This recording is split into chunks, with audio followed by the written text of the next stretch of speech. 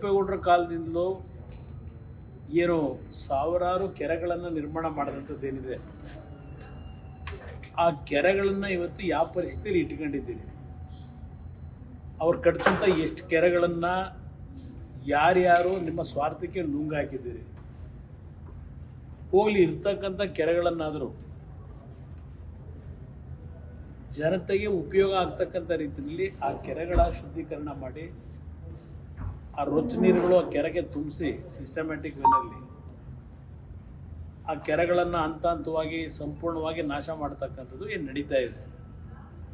ಅದೆಲ್ಲವನ್ನು ಸರಿಪಡಿಸಿ ಇವತ್ತು ಅದೇನೋ ಮೇಕೆ ದಾಟ್ ಕಟ್ಟಬೇಕು, ಬೆಂಗಳೂರು ನಗರಕ್ಕೆ ಕುಡಿಯೋ ನೀರು ಮುಂದೆ ಕಷ್ಟ, ಈಗಲೇ ಕಷ್ಟ ಅನುಭವಿಸ್ತಾ ಇದ್ದೀವಿ. ಇನ್ನೊಂದು 20 ವರ್ಷ ಹೋಗ್ಬಿಟ್ರೆ ಬೆಂಗಳೂರು ನಗರ ಏನಾಗುತ್ತೆ, ಕುಡಿಯೋ ನೀರಿಗೆ ಹಾಹಾಕಾರ ಯಾವ ಮಟ್ಟಕ್ಕೆ ಆಗ್ಬೋದು ಅಂತಕ್ಕಂಥ ಒಂದು ಚಿಂತನೆ ಇವ್ರು ಯಾರಿಗೂ ಇಲ್ಲ. ನಿಜವಾದ ಕೆಂಪೇಗೌಡರ ಜಯಂತಿಯನ್ನು ನಾಳೆ ದಿನ ಅವರ ವೃತ್ತಿಯಲ್ಲಿ ಅವ್ರಿಗೆ ಗೌರವ ಸಲ್ಲಿಸ್ಲಿಕ್ಕೆ ಆಚರಣೆ ಮಾಡ್ತಾ ಇದ್ದೇವೆ, ಅರ್ಥಪೂರ್ಣವಾಗಿ ಮಾಡ್ತೀವಿ ಅಂತಕ್ಕಂಥದ್ದು ಅವರಲ್ಲಿ ಇದ್ದರೆ ಸರ್ಕಾರಕ್ಕೆ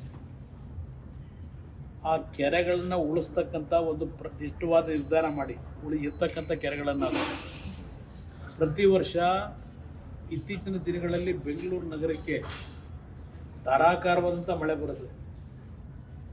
ಆ ಮಳೆ ನೀರು ಕೊನೆಗೆ ಎಲ್ಲಿಗೆ ಹೋಗುತ್ತೆ? ಆ ಮಳೆ ನೀರನ್ನಾದರೂ ಆ ಕೆರೆಗಳಿಗೆ ಹೋಗ್ತಕ್ಕಂಥ ರೀತಿಯಲ್ಲಿ ಆ ಕಾಲುವೆಗಳನ್ನು, ರಾಜಕಾಲುವೆಗಳನ್ನು ಸರಿಪಡಿಸಿ ಆ ರೊಚ್ಚ ನೀರುಗಳು ಆ ಕೆರೆಗಳಿಗೆ ಹೋಗುತ್ತೆ.